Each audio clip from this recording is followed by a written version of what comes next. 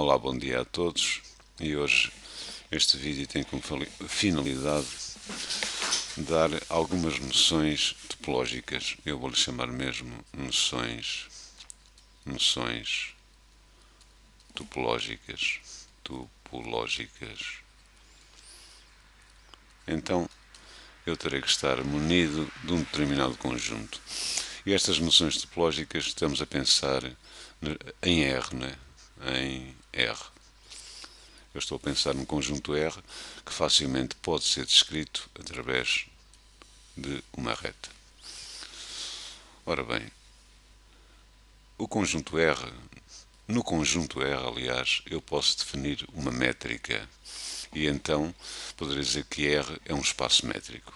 Mas eu, para ter uma métrica, terei que ter a noção, ou definir a noção de distância.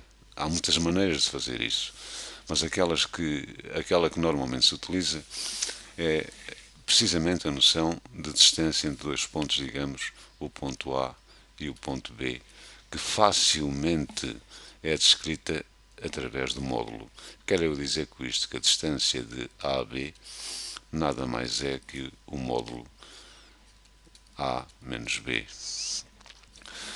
Esta noção de distância terá que obedecer, e isto para que o conjunto seja um espaço métrico, terá que obedecer a certas propriedades. Propriedade 1 é que a distância de A a B é igual a zero se e só se o A for igual a B. Com efeito, o módulo de A menos B é igual a zero se e só se o A for igual a B, como é fácil de ilustrar ou de ver, não é? Por outro lado, eu poderei também dizer que a distância, isto é uma outra propriedade, a distância de A a B é precisamente igual à distância de B a A. Pois é, não é? Porque o módulo A menos B é precisamente igual ao módulo B menos A. Estas noções são extremamente importantes. Também eu poderei dizer que a distância de A a B é sempre menor ou igual que a distância de A, vamos dizer, até um Z, mais a distância, vamos dizer, de Z a B. E esta última propriedade tem o nome de desigualdade triangular. Talvez esta última não seja assim tão visível, mas reparem no seguinte. A distância da AB, que eu poderei dizer que é o módulo de A menos B, mas antes de o escrever, eu poderei dizer o seguinte. B menos A, por exemplo, ou A menos B. A menos B. Isto é a mesma coisa que eu ter A menos Z mais Z menos B. Então, aplicando módulos a ambos os membros da igualdade, eu ficarei com módulo de A menos B igual ao módulo de A menos Z mais Z menos B. E, portanto, vou colocar entre parênteses, atendendo às propriedades dos módulos, já que o módulo de uma soma é menor ou igual que a soma dos módulos. Advém, portanto, esta desigualdade, não é? Módulo de A menos Z mais módulo de Z menos B. Isto, na realidade, faz todo sentido, porque reparem, se eu colocar aqui um Z, é evidente que a distância que vai de A até B, neste caso seria igual à distância que vai de A a Z, mais a distância que vai de Z a B. Mas se o meu Z estivesse, por exemplo aqui, a distância que vai de A a B seria menor que a distância que vai de A até Z, não é? Pois é um facto. Mais a distância que vai de B a Z. Eu acho que agora, portanto, é mais fácil de assimilar, portanto, esta última ou terceira propriedade.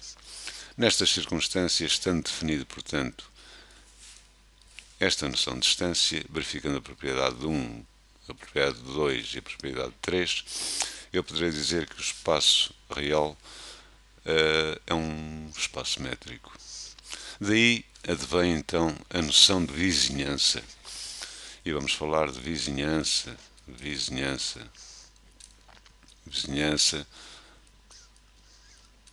normalmente se designa assim por um V, de centro A e de um raio delta. Este raio delta é considerado muito pequeno. Mas o que é um vizinho? Um vizinho é um vizinho, não é? Eu tenho aqui o ponto A e no ponto A eu tenho os vizinhos do A. Este vizinho, este vizinho, este vizinho, este. Reparem que eu, se aumentar muito o raio aqui, eu poderei dizer que estou em Aveiro, né? Porque estou mesmo em Aveiro. E então, se o raio for muito grande, o Porto até pode ser meu vizinho, né? Quer dizer, não está bem dentro daquela noção de vizinhança que o indivíduo pretende. Quer dizer, o que é um vizinho? Um vizinho, temos que pensar que este raio delta terá que ser pequeno. Então, o vizinho de A será um elemento, digamos, X, pertencente a R, tal que a distância de X menos A terá que ser menor que um determinado delta, entendendo que este delta é extremamente pequeno, o que faz com que os vizinhos estejam aqui, estão a ver? Estejam aqui, estejam assim por aqui. Ou seja, isto vai-me querer dizer, desenvolvendo o módulo, que esse x vai pertencer a um intervalo aberto A menos delta, A mais delta. E pronto, já introduzi a noção de vizinhança. Com esta noção de vizinhança eu vou progredir e vou para a noção, por exemplo, de ponto interior. Ponto interior.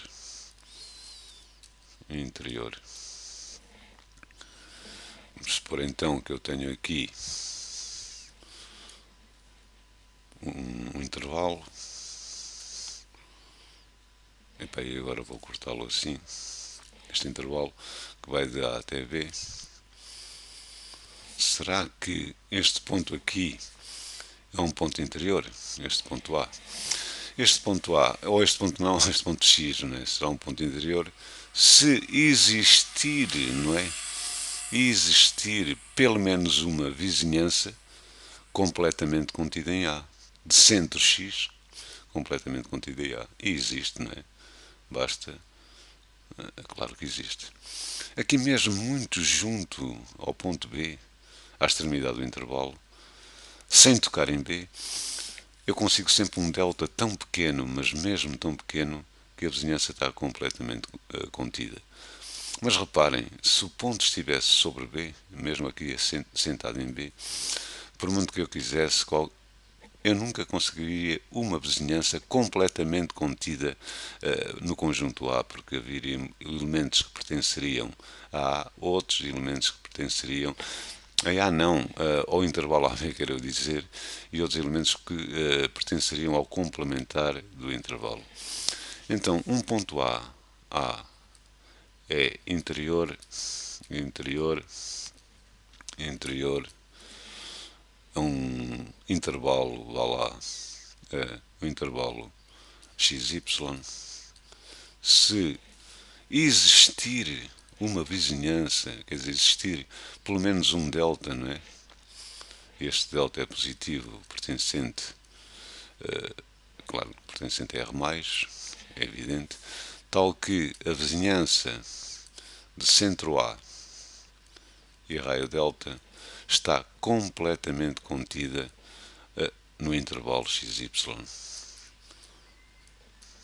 É isto a noção de ponto interior. A noção de ponto exterior, eu poderia dizer, isto parece-me utopia, mas não é, um ponto exterior não é utopia nenhuma, quer dizer, um ponto é exterior quando é interior ao complementar do conjunto XY, não é? Quando é interior ao complementar. E o complementar será precisamente este conjunto que vem para aqui, não é? Este. Então, digamos, o exterior de A é precisamente o conjunto dos pontos interiores ao complementar do conjunto, neste caso XY. Mas também poderei defini-lo de outra maneira, pensando só no conjunto XY. Quer dizer, um ponto exterior XY, quando é exterior XY, e é este ponto aqui, quando existe um delta positivo, tal que a vizinhança, existe pelo menos um delta positivo, tal que a vizinhança centrada em A e raio delta, intersetada, não é? Intersetada com o conjunto XY, isto é um facto que me vai dar o conjunto vazio. Prontos, já temos a noção de ponto exterior, passarei à noção de ponto fronteiro. Ponto fronteiro. Fronteiro. A noção de ponto fronteiro é uma noção fácil de apanhar, quer dizer, eu tenho aqui o conjunto XY, que eu vou defini-lo aqui numa reta, vou colocar aqui o X, vou colocar aqui o Y, e vamos supor que eu tenho aqui uma vizinhança. Então qualquer vizinhança, né, centrada em X, contém pontos de XY e contém pontos do complementar de XY, como é óbvio, porque qualquer vizinhança tem pontos aqui e tem pontos aqui. Então como é que a gente pode formalizar isso? De uma maneira muito simples, quer dizer, aqui poderes dizer que um ponto é fronteiro quando qualquer que seja o delta, não é, positivo, a vizinhança de centro X, raio delta, intersetada com XY, é diferente do conjunto vazio, e mais. E a vizinhança de raio delta e centro X intersetada com o complementar, vá lá, de XY, este complementar, uma questão de simplicidade, vou designar assim com um traço por cima, também é diferente do conjunto vazio. Isto, portanto, é a noção de ponto fronteiro. Há uma noção depois também muito importante, que é a noção de ponto de acumulação, não é? Que vai dar origem, o conjunto de todos os pontos de acumulação, vai dar origem ao derivado do conjunto que estamos a estudar. Neste caso, um conjunto genérico, um intervalo fechado de XY, vamos supor. Imagine-se que eu tenho esta sucessão, 1 sobre n. O índice n igual a 1 sobre n. É evidente que o primeiro ponto é 1, claro. O segundo ponto é 1 meio. Depois o outro é 1 terço. Depois o outro é 1 quarto. Depois o outro é 1 quinto. Depois o outro é 1 sexto. Depois o outro é 1 sétimo. Quer dizer, depois o outro é 1 oitavo. Depois o outro é 1 nono. Etc. Depois 1 sobre 1000. 1 sobre 1 milhão. Quer dizer, quando eu estou mesmo a aproximar-me de zero, que é o limite da sucessão, como é óbvio, de zero, quando estou mesmo a aproximar-me de zero, estão aqui muitos pontos, né, que pertencem ao conjunto, embora muitos. Então eu poderei dizer que este zero tem uma característica especial, é que qualquer vizinhança, não é? Qualquer vizinhança aqui de zero, excluindo zero, isto é importante que se diga, qualquer vizinhança de zero, excluindo zero, vai conter pontos do nosso conjunto, este conjunto aqui de elementos, e pontos também, digamos, daqueles que lá não estão, porque qualquer vizinhança está aqui e aqui. Quer dizer, um ponto disto de acumulação, e isto é preciso ter muita atenção à definição, há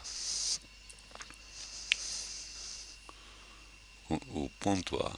O ponto A. A é ponto de acumulação, ponto de acumulação.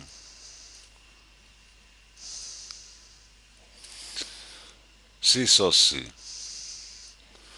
qualquer vizinhança, qualquer que seja o delta positivo, a vizinhança de centro A e raio delta, agora não é questão de estar contida, não é questão de estar contida, intersetada com o conjunto em questão, neste caso seria com XY, é diferente do conjunto vazio. E neste caso é também importante que esta vizinhança de centro A, eu estou a considerar a vizinhança de centro A, contém intersetada com XY, é diferente do vazio, mas excluindo o ponto A. Não sei se me estou a fazer entender. Esse ponto A quer dizer, eu se tiver aqui um conjunto que é um intervalo fechado vai, suponhamos, de 2 até 10, e se eu considerar aqui o número, vamos dizer, 5, o número 5, não é? O número 5, por exemplo, aqui, qualquer vizinhança aqui de 5, qualquer uma, excluindo 5, tirando 5, este conjunto aqui, vai intersetado com um intervalo de 2 a 10, vai sempre ser diferente de vazio. Quer dizer, se eu pensasse aqui no próprio 2, que é, digamos, um elemento fronteiro, eu dizia, excluindo 2, qualquer vizinhança de 2, não é? Pois é evidente. Intersetada com o conjunto vai 2 a 10, contém pontos do conjunto de 2 a 10, excluindo 2. Quer dizer que 2 também seria um ponto de acumulação. Quer dizer, às vezes um ponto interior é um ponto de acumulação, pode ser, não é? Pode ser, assim como um ponto fronteiro, etc, etc. Eu por agora vou terminar este vídeo e depois num próximo introduzirei exercícios feitos, né, onde abordarei o fecho do conjunto, com pontos isolados, essas coisas. Eu espero que o meu amigo, penso que é Zatatá, não é? Lá do YouTube, tenha entendido estas noções. Eu estou sempre a tentar dar my very best, you know. E pronto, pá, eu agora na próxima oportunidade que tiver já farei alguns exercícios sobre estas coisas. E pá, obrigado pelos comentários e epá, enviem-me sempre que quiserem as dúvidas que tiverem e se eu puder, se souber, pois responderei com todo gosto. Bom dia.